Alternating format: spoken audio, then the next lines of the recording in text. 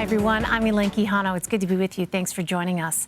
The House Select Committee investigating the deadly January 6th Capitol insurrection has voted in favor of holding former Trump advisor Steve Bannon in criminal contempt of Congress. All 9 members of the panel, which consists of 7 Democrats and 2 Republicans, voted yes to recommending the charges. The measure now heads to the full House for a vote. That is expected on Thursday. Bannon has refused to comply with a congressional subpoena issued by the committee. Members say his testimony will provide a full account of the violence that took place during the Capitol riot and what led up to it. An attorney for Bannon argues he is covered by executive privilege, but the committee says there is no applicable privilege that could shield him from testifying. For more, I want to bring in Jessica Levinson and Philip Bump. Jessica is CBS News legal contributor and a professor at Loyola Law School, and Philip is a national correspondent for the Washington Post. Philip, let me start with you here, because I think before we get into the possibilities of what could happen here, give us the context of what we just witnessed there. Obviously, a very intentional decision to hear not just from the Democratic chair, but from Liz Cheney as well. Yeah, I mean, I think one of the things to keep in mind that as the committee progresses, they're taking a lot of steps to make sure that people remember that this is not simply Democrats weighing in, that there are members of the Republican Party, Donald Trump's own party, who are participating in this and trying to figure out what actually happened on that day. So the broad context here, obviously, is that Steve Bannon was issued a subpoena to offer testimony. Bannon was clearly involved in some of the planning for some of the events that happened on that day. There's still certainly it's not entirely clear who all was involved and what sorts of conversations there might have been between the White House and others at that time. But Bannon obviously had some role, and the committee was hoping to have him testify and offer what he knew. Bannon rejected that, as he has in the past. He, in 2018 or 2019, was similarly called by Congress to offer testimony, similarly subpoenaed, and similarly ignored it, claiming executive privilege, which I guess technically is not ignoring it. But this time, the committee is trying to send a message broadly that such efforts to try and sidestep subpoenas will not be accepted. Yeah, so Jessica, that brings me to you, because we also heard Liz Cheney talk about that claim of executive privilege, saying that in her view and the committee's view, Steve Bannon has, quote, no legal right to ignore the committee's lawful subpoena. Give us some context here on the claim of executive privilege. As we understand it, in this particular situation, on January 6th, Steve Bannon was not a member of the executive branch officially. So what can you tell us about that executive that claim of executive privilege?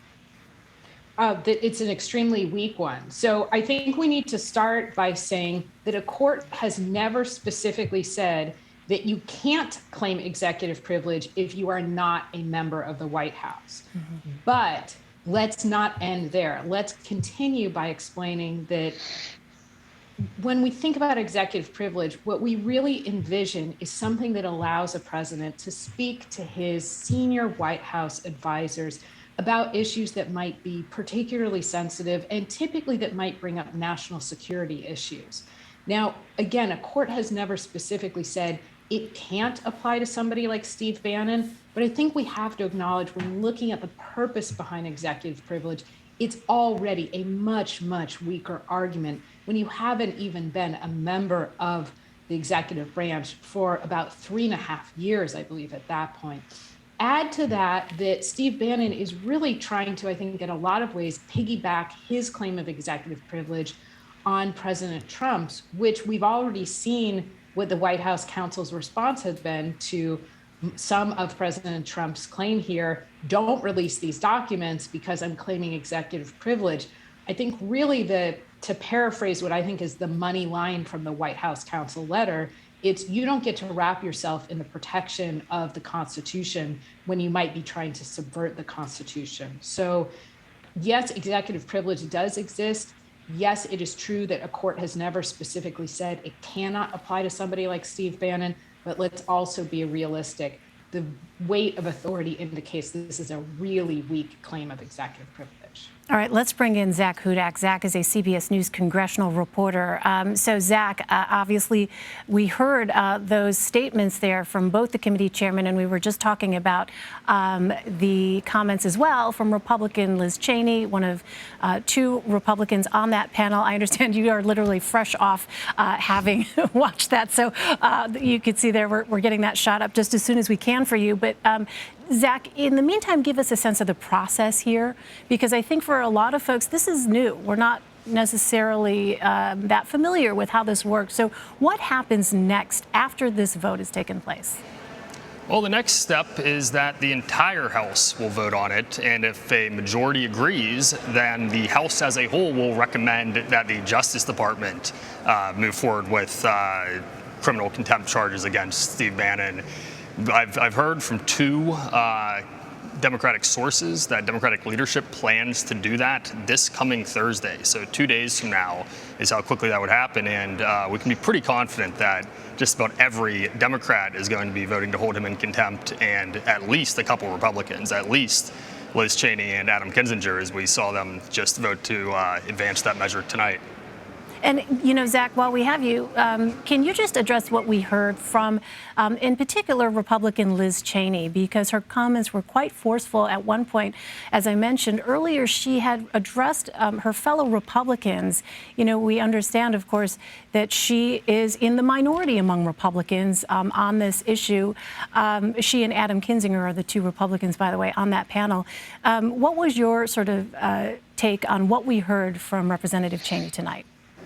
Well, what was so interesting about it, Elaine, is that she's kind of turning on its head the argument that the former president and his allies are making, that these are issues of executive privilege and that the committee, therefore, can't be asking certain people to turn over information because it's protected by executive privilege. What Liz Cheney said is, look, the information we want relates to January 6th, and if there's a presidential element of that it would be protected by executive privilege, that just proves our point. That proves that the president was, in fact, halting help getting to the Capitol here on January 6th, or actually inciting some of the violence. So what she's doing is really taking the argument that essentially their opposition here in this investigation is making and turning it on its head, saying, you know what, you make that argument, that just proves our point. So, Jessica, give us the legal sense here. I mean, obviously, there's still a long way to go, but what is the punishment for someone who is held in contempt of Congress? Yeah, it's a great question. And it's something we don't know off the top of our heads, right? Because I don't think we've had a successful prosecution for criminal contempt of Congress since the Watergate era, which, of course, was about 50 years ago now. So what are we looking at? Probably up to 12 under the statute. I think that they would charge Steve Apologies, Bannon Jessica. with. I'm being told committee member Jamie Raskin is speaking. Let's go ahead and listen to that. Offer him use immunity so that we wouldn't use any evidence against him directly. That's been well established by the Supreme Court. So there are procedures for people who've gotten themselves into criminal trouble. Bannon and hundreds of defendants in the January 6th events have been complying with the law since then, and that is essential to the continuation of the rule of law in America. But there's no exception for presidents, much less former political cronies of the president. Bannon wasn't even working for the executive branch at the time these events took place. But on January 5th, the day before the riots and the insurrection took place, Bannon said all hell is going to break loose, and warned or advertised essentially that this was going to be, an absolute game changer in American politics, and urged everybody to watch or to participate in it. So he clearly has evidence about what took place, and he owes that evidence to the United States Congress because he's been subpoenaed to come and give us his documents and his testimony. Do you think this will deter people from other people who are subpoenaed from not testifying?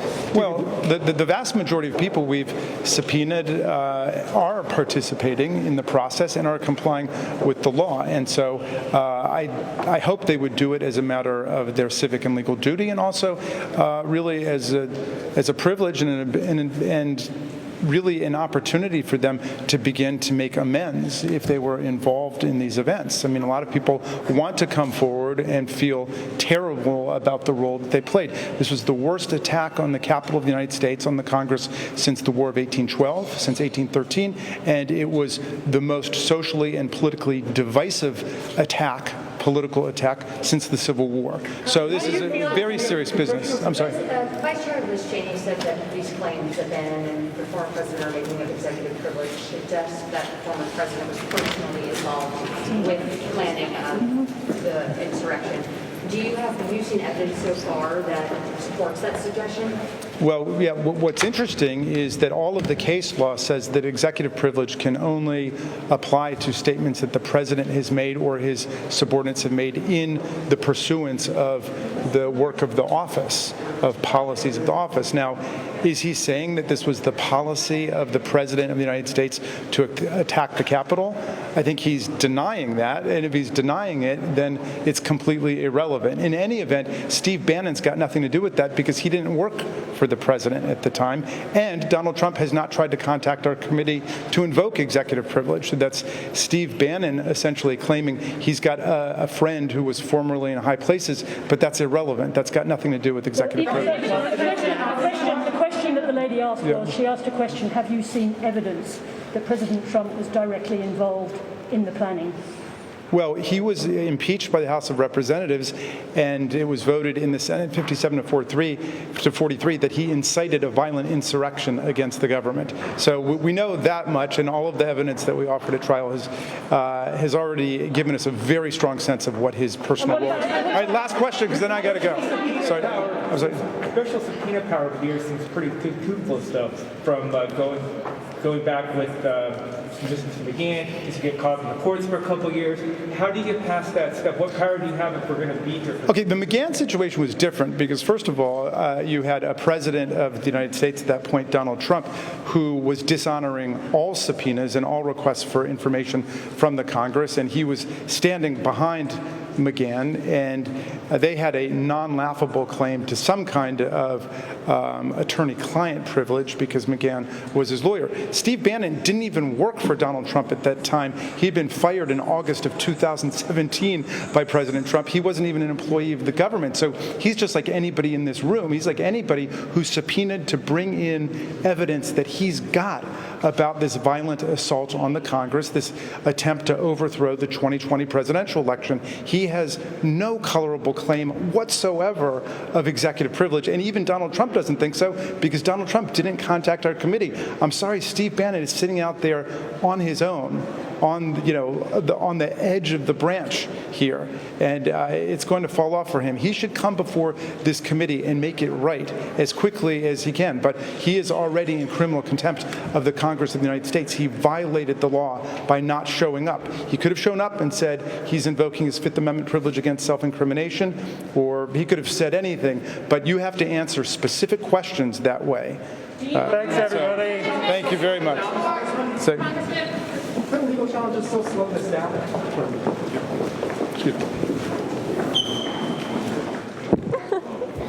All right, that was committee member Jamie Raskin of Maryland. Our viewers will recall he was the lead impeachment manager there, making his remarks after that vote. Let's turn back to our panel now. And Philip Bump, let me ask you, what precedent does this panel hope to set for other witnesses who may not be inclined to comply?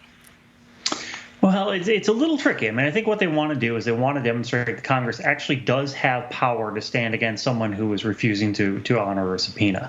Over the past 4 years, we saw this play out over and over and over again, these attempts to sort of sidestep congressional inquiries, and very little was actually done about it. There was no one who was arrested, for example, for having refused a subpoena. And Representative Raskin makes a good point. This is a violation of the law. There's going to be a recommendation, assuming the House approves this contempt citation, a recommendation for the Department of Justice to potentially even press charges against Steve Bannon.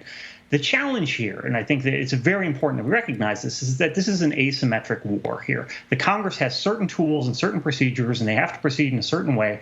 And Bannon and Trump should by no means be granted the benefit of the doubt that they are acting in good faith on this. They're clearly trying to be obstructive. They understand that the committee can only last as long as this Congress lasts if the Republicans retake control next year. And they are trying to run out the clock to some extent. They're not actually operating in good faith on this. And so Congress is limited because it has certain tools which assume good faith on the part of the people with whom it's interacting, which I don't think is an assumption we should make in this case. So, Zach, what do we know about others who have been subpoenaed by the committee? Who is cooperating so far? We know that to some extent the former White House Chief of Staff, Mark Meadows, is cooperating, and he, along with a few of the others who were scheduled to appear for depositions last week, were actually granted extensions. Kash Patel being one of them, former DOD official under Trump, and we don't know quite how much those people have cooperated. We know that they have not sat for the depositions that the committee wants. But we also have to keep in mind that it's not just these subpoenas that the committee is gathering information from. There are dozens and dozens of other areas of information they've asked for, including from telecommunications companies. I mean, there is a really broad range of information this committee is trying to gather, and it's not just the stuff that they have to force people to get. There's a lot of stuff that they can relatively easily get that we'll be finding out about in the coming weeks and months here. All right, Zak Hudak, I know it's an extremely busy time. I know you have to go. Thank you so much, Zach. Let's continue the conversation with Jessica. So, Jessica, former President Trump has filed a lawsuit against the Select Committee to try and block the release of documents relating to January 6th. What is this likely to look like regarding the time frame? I mean, how might this play out in court? Well, I think to pick up on what you were just talking about with Zach, one of the things that we've talked about and that I've written about is that you can have a weak legal argument in these cases, but you can still win politically by just trying to run out the clock. For a couple of reasons here. What's the clock? Well, Chair Benny Thompson has said, I want to wrap up this investigation. I want to wrap up the work of the House Select Committee by early spring.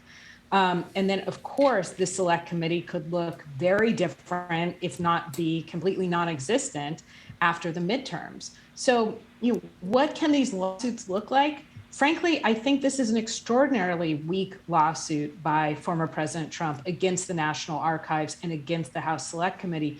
But that might not matter in the sense that if the point is just delay as long as you can, then you can try to tie this up in court for quite a while. His claim here is, frankly, a claim that he's made a lot of times, that there's no valid reason for the subpoena, that he has executive privilege, and then he throws in what I view as his kind of usual talking points for these particular suits, which is that this is just a fishing expedition, this is politically motivated, et cetera. Again, I think a very weak legal argument, but it absolutely could lead to a delay. So, Philip, let me give you the final word here. I mean, what about that notion that Jessica brings up that, despite having what she called, a weak legal argument, that politically this strategy of running out the clock, as you said earlier, could be a winning one? Yeah, I mean, it's exactly right. It is, again, I don't want to repeat myself here, but Donald Trump is being obstreperous and being obstructive here primarily because he doesn't want to comply. He doesn't think that this committee should be doing the work that it's doing. He pretends that that's because he thinks it isn't valid, but obviously he's nervous about what's progressing in the same way that he was long nervous about the Russia probe, right?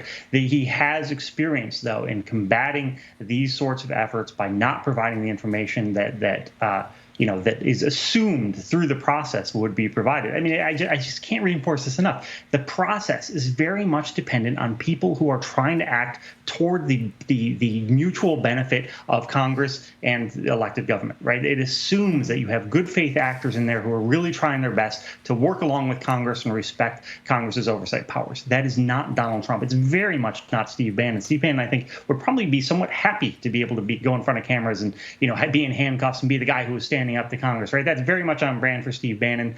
Congress is not prepared to deal with this. We've seen over the past 4 years, Congress is not able to deal with a response like that. And I think we're even now still seeing, the fact that this is going to take till Thursday for a vote shows that Congress is fighting a very different battle than our Trump and Bannon.